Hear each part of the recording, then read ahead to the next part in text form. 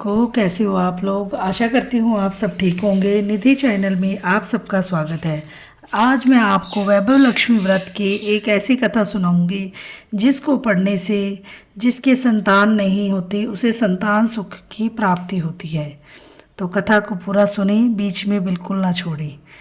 सेठ राम गोपाल की शादी को 10 वर्ष बीत गए थे। इन 10 वर्षों में वे एक छोटी सी दुकान पर अपना धंधा करते करते बहुत बड़ी कोठी तक पहुंच गए। एक साधारण दुकानदार से बड़े व्यापारी बन गए। धन कमाने की भूख तो हर प्राणी को ही होती है, इसीलिए राम गोपाल के विषय में यह बात कहना बेकार है। धन कमाने की लालसा उन्हें बचपन से ही थी। यह सब चमत्कार लक्ष्मी जी का ही था कि किसी को तो रामू से राम गोपाल और अब अति कृपा होती है, सेठ राम गोपाल जी बना देती है। धन्य हो माँ लक्ष्मी, आप तो सदा से ही धन्य हैं। किसी ने ठीक ही कहा है कि इस माया के 3 नाम परशु, परशा, परशुराम। सेठ राम गोपाल जी का जीवन कुछ ऐसा ही था। धन कमाने के लिए वे इतने अंधे हो गए कि उन्हें अपनी पत्नी की सोनी गोद का भी ध्यान न आया, क्योंकि उनके सामने तो एक ही मंजिल थी, धन कमाना, माँ लक्ष्मी को तिजोरियों में बंद रखना। पत्नी को सोने से तो लाद दिया, लेकिन उसके हृदय में जो ममता सिसकियां भर रही थी, उस पीड़ा को जानने का प्रयास कभी न किया। नारी के अंदर भी तो एक नारी होती है। कामुक और भावुक पुरुष उसे समझने का प्रयास नहीं करते। विमला के हृदय में एक ऐसी ही आशा पिछले 10 वर्षों से सिसकियां भर रही थी। वैसे तो उनके घर में किसी चीज की कोई कमी नहीं थी। धन दौलत, सोना चांदी, कारें, कोठी, सब कुछ ही था, मगर इन सब चीज़ों के होते हुए उसका मन बुझा बुझा सा रहता था। धीरे धीरे यह उदासी उसे हृदय रोग की ओर ले जाने लगी। राम गोपाल जी ने अपनी पत्नी की यह हालत देखी तो उनका मन डूबने लगा। जीवन में उन्हें पहली बार एहसास होने लगा कि उन्होंने सब कुछ पाकर भी सब कुछ खो दिया है। विमला की आंखों में से बह रहे आंसू देखकर उनका मन भी डूबने लगा। उन्होंने अपनी पत्नी को छाती से लगाया और कहा, प्रिय, ना रो, ना रो, तुम्हारे आंसू मुझसे नहीं देखे जाते। फिर अब तुम्हारे पास किस चीज़ की कमी है जो इस तरह से रो रही हो। प्राणनाथ, हमारे पास सब कुछ होते हुए भी हमारी हालत किसी भिखारी से भी बुरी नहीं है। आप इस धन कमाने को भी जीवन समझे बैठे हैं, मगर कभी भूलकर यह भी सोचा है कि यह धन आप किसके लिए इकट्ठा कर रहे हैं। हमारी मौत के पश्चात इसका वारिस कौन होगा।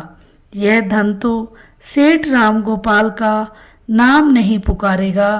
कोई यह नहीं कहे 100 तोले सोना या लाखों करोड़ों रुपए सुपुत्र श्री राम गोपाल।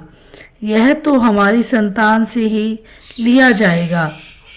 रामपाल सुपुत्र सेठ राम गोपाल यदि हमारे संतान ही नहीं तो आपकी यह संपत्ति मिट्टी है, मिट्टी। यह जिंदगी नहीं, जीने का साधन है। फिर मैं एक नारी हूँ, मेरी ममता तो इस धन से बहलाया नहीं जा सकता। मुझे तो संतान की ज़रूरत है, संतान की।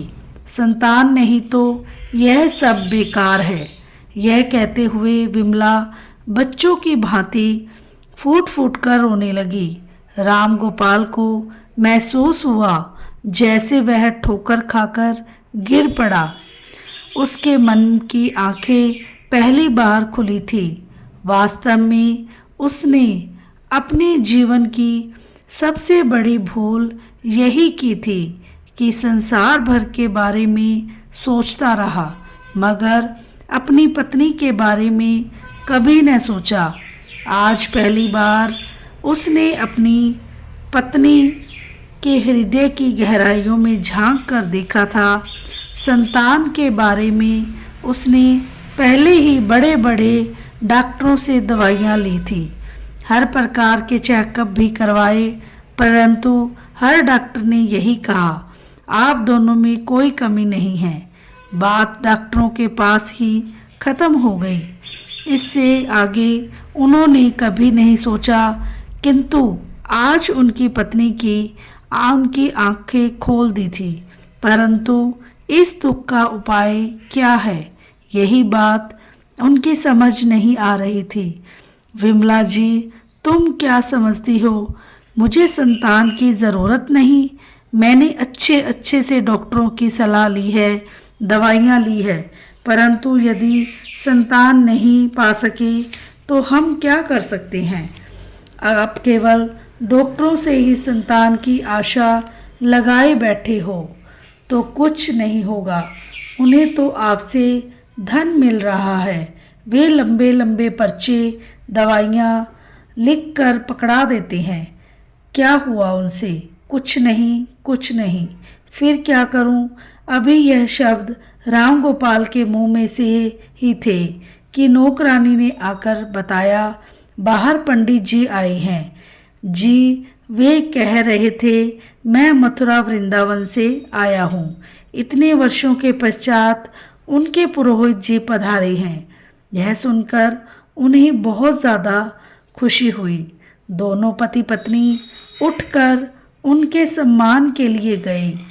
चरण छूकर उन्हें उच्च स्थान पर बैठाया। पंडित जी, आप और इतने वर्ष के पश्चात, इसमें आश्चर्य की कोई बात नहीं है। हम ब्राह्मण सदा संकट के समय ही आते हैं। हम लोभी ब्राह्मण नहीं हैं। हम तो मन के मोजी हैं। हमारे हृदय के तार प्रभु की वीणा पर धड़कते हैं। बोलो बच्चों, आपको क्या कष्ट है जो रात भर रोते रहे हो? जी जी, मगर आपको यह कैसे पता चला? हरि ओम, हरि ओम। जय शिव शंकर भोलेनाथ। हे भगवान विष्णु, लक्ष्मी नारायण। अब यदि मैं आपको यह बता दूंगा कि आप संतान न होने के कारण दुख से पीड़ित हैं, तो आप धन्य हैं महाराज। आप वास्तव में आप हमारे वंशक पुरोहित हैं। हे ब्रह्म स्वरूप, क्या आप हमारे इस कष्ट को दूर कर सकते हैं? करने वाले हैं और स्वयं वैभव लक्ष्मी नारायण भगवान विष्णु हैं। उन्हीं के आशीर्वाद से ही आप माँ वैभव लक्ष्मी के 51 व्रत रखने का दृढ़ संकल्प लें। यह व्रत आपकी पत्नी रखेगी। जिस दिन अंतिम व्रत संपूर्ण होने लगे, उसी दिन माँ लक्ष्मी का यज्ञ कर 51 कुमारी कन्याओं को भोजन करा दे और साथ ही 51 पुस्तकें सारा पब्लिकेशन वालों की श्री वैभव लक्ष्मी व्रत कथा की माँ के भक्तों में बांट दे। प्रभु आपकी इच्छा पूरी करेंगे। और व्रत की पूरी विधि समझकर पंडित जी प्रस्थान कर गए। सेठ राम गोपाल व उनकी धर्म पत्नी विमला ने माँ वैभव लक्ष्मी व्रत का उसी शुक्रवार से करना प्रारंभ कर दिया। इसी व्रत के पूर्ण होने से 9 मास पश्चात माँ वैभव लक्ष्मी की कृपा उन पर हुई। विमला एक पुत्र की माँ बनी तो राम गोपाल पिता बन गया। बोलो लक्ष्मी माता की जय। वैभव लक्ष्मी माता की व्रत के प्रभाव से उन्हें सर्वगुण संपन्न पुत्र की प्राप्ति हुई और सुख समृद्धि से रहने लगे। जैसे माँ वैभव लक्ष्मी ने उन पर कृपा बनाई रखी, वैसे हम सब पर बनाए रखना। कहानी सुनाने वाले पर, कहानी सुनने वाले पर और कहने वाले पर। और आशा करती हूँ आपको मेरी कहानी पसंद आई होगी। वीडियो को लाइक, चैनल को सब्सक्राइब करना ना भूलें और बेल आइकन को ज़रूर प्रेस करें ताकि मेरी वीडियो की नोटिफिकेशन सबसे पहले आपके पास पहुंचे। मिलते हैं नेक्स्ट वीडियो में। राधे राधे।